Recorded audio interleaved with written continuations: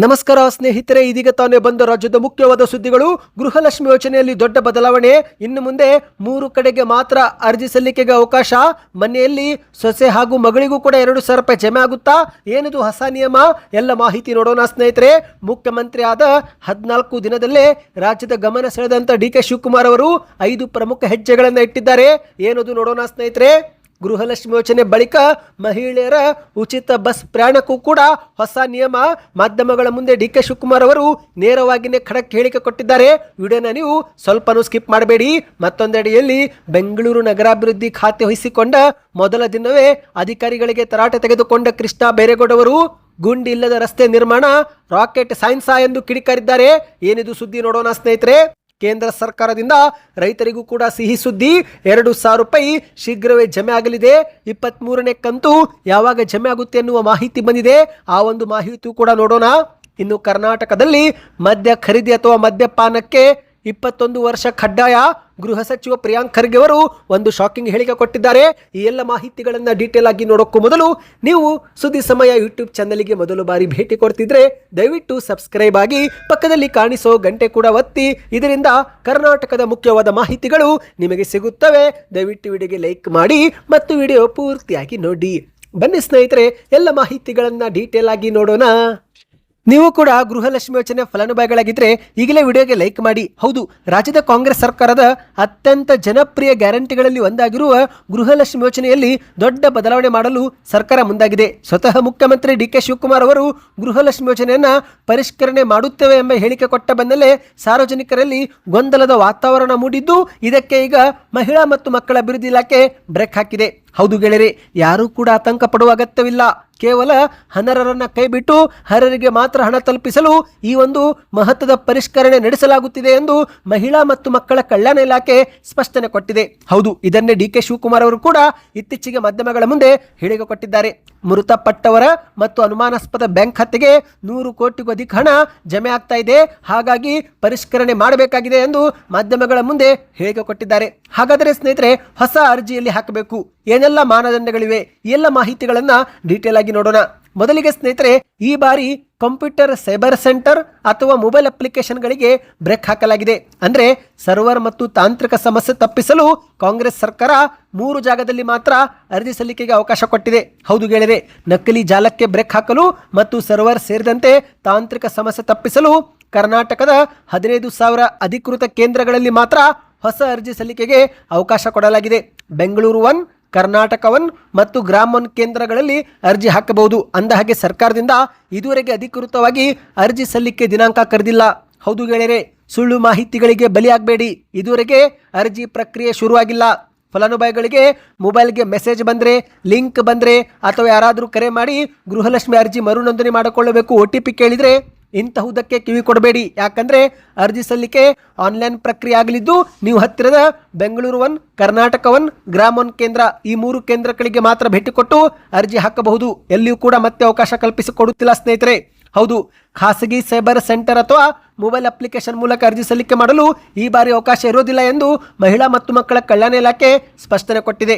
ಮತ್ತು ಸ್ನೇಹಿತರೆ, ಒಂದೇ ಮನೆಯಲ್ಲಿ ಅತ್ತೆ, ಸೊಸೆ, ಮಗಳಿದ್ರೆ 3 ಕೂಡ ಹಣ ಪಡೆದುಕೊಳ್ಳಬಹುದಾ? ಈ ಒಂದು ಪ್ರಶ್ನೆಗೆ ಉತ್ತರ ಇಲ್ಲ ಸ್ನೇಹಿತರೆ. ಹೌದು, ಒಬ್ಬರು ಮಾತ್ರ ಹಣವನ್ನು ಪಡೆದುಕೊಳ್ಳಬೇಕು. ಅತ್ತೆ ಅಥವಾ ತಾಯಿ ನಿಧನರಾಗಿದ್ದರೆ ಆ ಸಮಯದಲ್ಲಿ ಸೊಸೆ ಅಥವಾ ಮಗಳಿಗೆ ಮಾತ್ರ ಚಾನ್ಸ್ ಇರುತ್ತೆ. ಅದು ಕೂಡ ಒಬ್ಬರಿಗೆ ಮಾತ್ರ.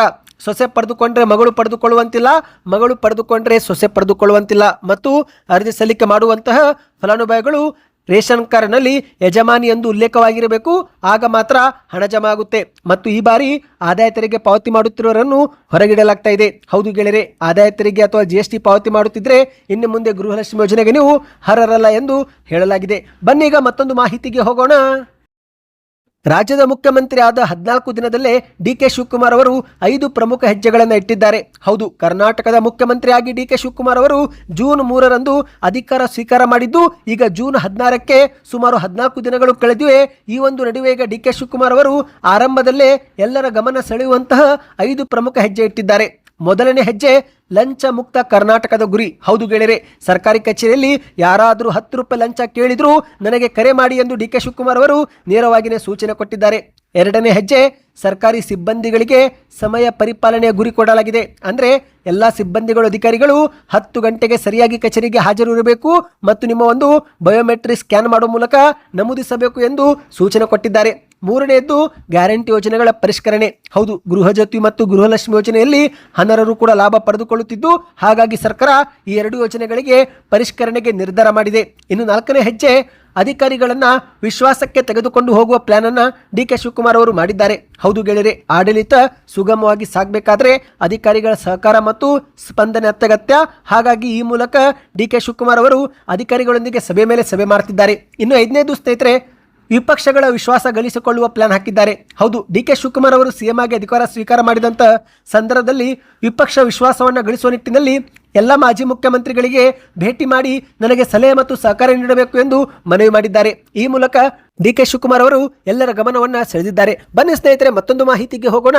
ಗೃಹಲಕ್ಷ್ಮಿ ಯೋಜನೆ ಪರಿಷ್ಕರಣೆ ಆದ ಬಳಿಕ ಮಹಿಳೆಯರ ಉಚಿತ ಬಸ್ ಪ್ರಯಾಣಕ್ಕೂ ಒಂದು ಹೊಸ ನಿಯಮ ಜಾರಿಗೆ ಆಗಲಿದೆ.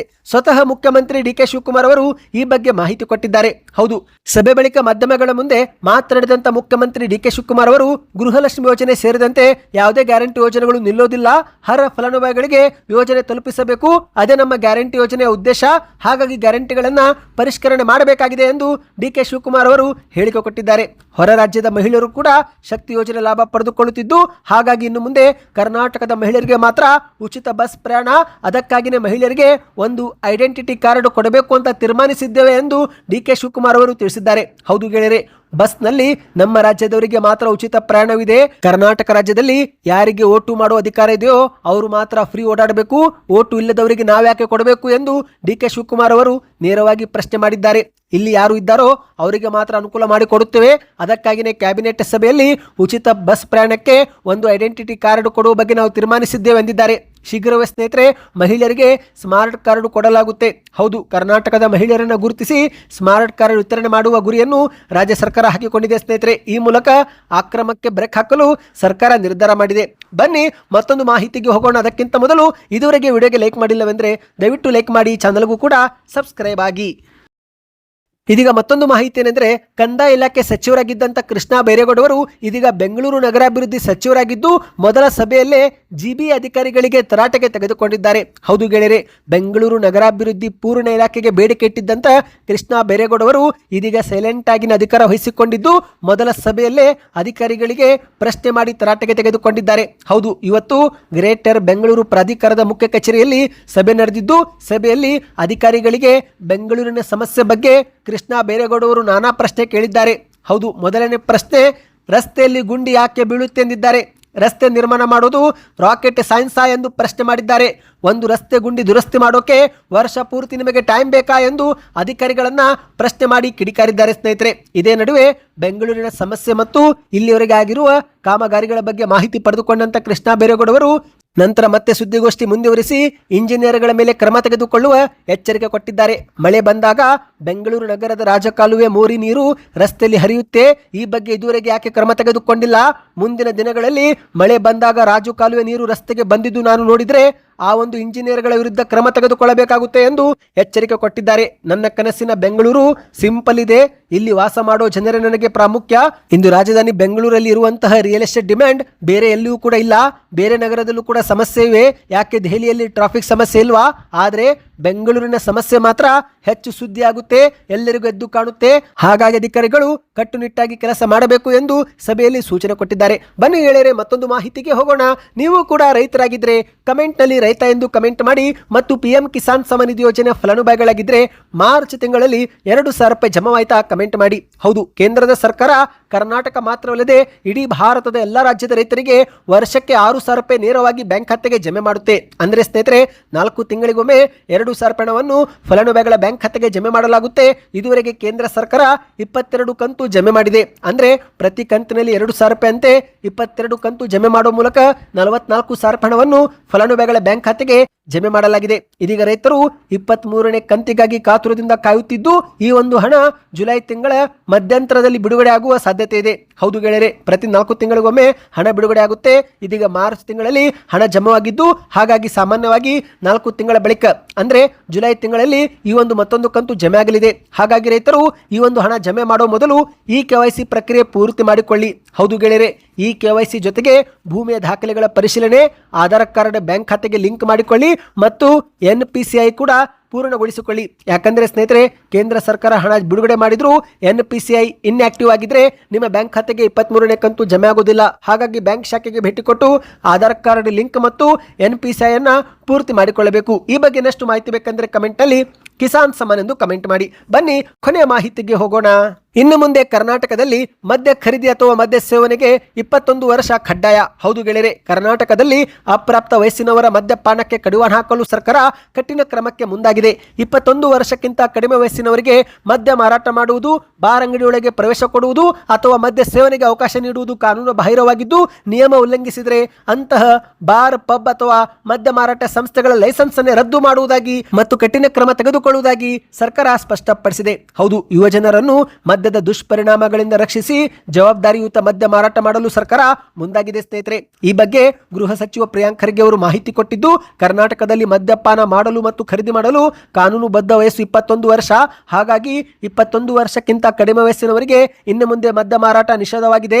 ಒಂದೊಮ್ಮೆ ಯಾರಾದರೂ ನಿಯಮ ಉಲ್ಲಂಘಿಸಿ ಮದ್ಯ ಮಾರಾಟ ಮಾಡಿರುವುದು ಗೊತ್ತಾದರೆ ಅಂತವರ ಲೈಸೆನ್ಸ್ ಅನ್ನು ರದ್ದು ಮಾಡಲಾಗುವುದು ಮತ್ತು ಸಂಸ್ಥೆಗಳ ವಿರುದ್ಧ ಕಠಿಣ ಕ್ರಮ ತೆಗೆದುಕೊಳ್ಳಲಾಗುವುದು ಎಂದು ಪ್ರಿಯಾಂಕ್ ಖರ್ಗೆ ಅವರು ಹೇಳಿಕೆ ಕೊಟ್ಟಿದ್ದಾರೆ. ಅಷ್ಟು ಮಾತ್ರವಲ್ಲ ಸ್ನೇಹಿತರೆ, 21 ವರ್ಷಕ್ಕಿಂತ ಕಡಿಮೆ ವಯಸ್ಸಿನಂತೆ ನಿಮಗೆ ಕಂಡ್ರೆ ಅವರ ಗುರುತಿನ ಚೀಟಿನ ಪರಿಶೀಲಿಸಬೇಕು. ಅವರೇನಾದರೂ ವಯಸ್ಕರೊಂದಿಗೆ ಹಿರಿಯರೊಂದಿಗೆ ಬಂದಿದ್ರೂ ಮದ್ಯ ಸೇವನೆಗೆ ಅವಕಾಶ ನೀಡಬಾರದು ಎಂದು ಸಭೆಯಲ್ಲಿ ಕಟ್ಟುನಿಟ್ಟಿನ ಸೂಚನೆ ಕೊಟ್ಟಿದ್ದಾರೆ. ಸದ್ಯಕ್ಕಿಷ್ಟೇ ಇತ್ತು. ಮಾಹಿತಿಗಳು ಇಷ್ಟವೆನಿಸಿದರೆ ನಮ್ಮ ಚಾನಲ್ಗೆ ಸಬ್ಸ್ಕ್ರೈಬ್ ಮಾಡಿ, ವಿಡಿಯೋಗೆ ಲೈಕ್ ಮಾಡಿ.